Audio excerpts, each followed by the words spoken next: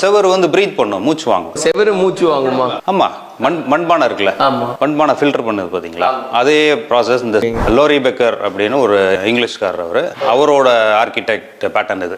அதை ஃபாலோ பண்ணிருக்கோம். என்னன்னா வால் வந்து இன் பிட்வீன் வால்ல ஒரு கேப் இருக்கும், ரெண்டு செங்கலுக்கு நடுவுல. ஓகே, அதாவது அந்த ஸ்ட்ரக்சர் ஹாலோ ஸ்ட்ரக்சர் அது. அதனால பாத்தீங்கன்னா வெளியில இருக்கிற ஹீட் வந்து இமீடியட்டா உள்ள டிராவல் ஆகாது. உள்ள ஏர் இருக்கிறதுனால, ஸ்பேஸ் இருக்கிறதுனால. அது ஒண்ணுதான் அதுல மெயின். உள்ள வந்து கிட்டத்தட்ட ஒரு 30 to 40% வந்து டெம்பரேச்சர் மெயின்டைன் ஆகும். அதனால நமக்கு வந்து ஃபேனை வச்சே மேனேஜ் பண்ணிடலாம், ஏசி தேவைப்படாது. இந்த செவர் வந்து பிரீத் பண்ணும், மூச்சு வாங்கும். செவரு மூச்சு வாங்குமா? ஆமா, மண்பானை இருக்குல்ல, மண்பானை ஃபில்டர் பண்ணுது பாத்தீங்களா, அதே ப்ராசஸ் இந்த செவர் பண்ணும். அதுதான் சுவாசிக்கிறதுன்னு சொல்றீங்களா?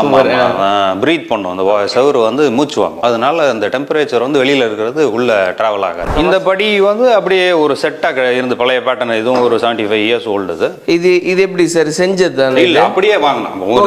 டெமாலிஷ் பண்றாங்கல்ல, பில்டிங் டெமாலிஷ் பண்றாங்கல்ல, பிரிக்கிறாங்க.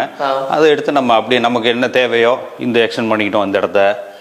அங்கேயே கொஞ்சம் எக்ஸ்டெண்ட் பண்ணி அப்படியே ஃபிக்ஸ் பண்ணிட்டோம். ஸோ இந்த கைப்பிடி எல்லாமே இது செட்டா வந்து இதெல்லாம் அப்படியே ஒரு செட்டு. இது வந்து அந்த நெல்லு குத்துற உலக்க. அது அப்படி. ஆமா, இது ஆக்சுவலா கொஞ்சம் இப்போ உள்ள பேட்டர்னோட பழைய ஸ்டைல் கொஞ்சம் டவுனா இருக்கு, கொஞ்சம் இறக்கமா இருக்கு. அதனால ஒரு புடி வேணும்ன்றதுக்காக அடிஷனலா ஒரு புடி. ஆமா, நெல்லு குத்துற உலக்க. இது இந்த நல்லா இருக்கு சார். இந்த போர்ஷன் அப்படி நம்ம பார்க்கும்போதே அவ்வளவு அழகா இருக்கு. அதுக்கு வெளியே ஒரு சின்ன ஸ்பேஸ் இருக்கு, அங்க ஒரு செடி வச்சிருக்கீங்க. அதே மாதிரி இது வந்து இந்த பே விண்டோன்றாங்க. இது வந்து பர்மனண்டா ஒரு சீட், டைனிங் டேபிளுக்கும் யூஸ் பண்ணிக்கலாம். இது ஒரு சீட்டாவே வச்சிடறோம். இந்த பழைய திண்ணை கான்செப்ட், திண்ணையில உட்காந்து ஊர்வம்பு பேசுறது, அதுக்கு தானே மெயினா நம்ம திண்ணையெல்லாம் பயன்படுத்திருக்கோம். ஆமா, அதாவது ரொம்ப ஃபேன்சி இருக்கக்கூடாதுன்னு இல்ல, எது கம்ஃபர்டபுளா இருக்கோ, எது போதும்னு நினைக்கிறோமோ அதை வச்சு. ரூஃப் வந்து இது ஆக்சுவலா நாங்க போய் ஒரு காரைக்குடிக்கு போனோம். அப்போ ஒரு பில்டிங் டெமாலிஷ் பண்ண போறாங்க, இடிக்க போறாங்கன்னு சொன்னாங்க.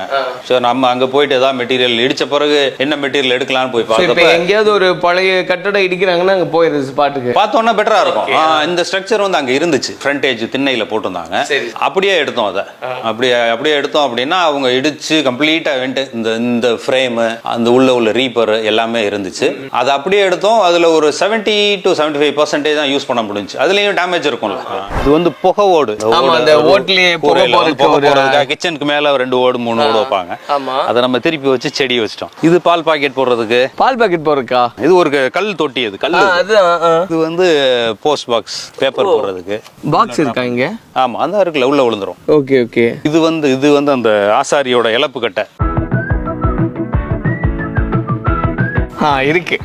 நான் கூட எங்கேயோ போயிருக்கோம், அந்த கரிகாலன் மேஜிக் ஷோல வர மாதிரி அப்படின்னு நினைச்சேன். இது வழியா எடுத்துக்கலாம் இல்லையா சார்? ஆமா, இப்படி பண்ணணும்னு நினைக்கும் போது வீட்டுல சப்போர்ட் பண்ணாங்களா சார்? வீட்டுல சப்போர்ட் பண்ணாங்க.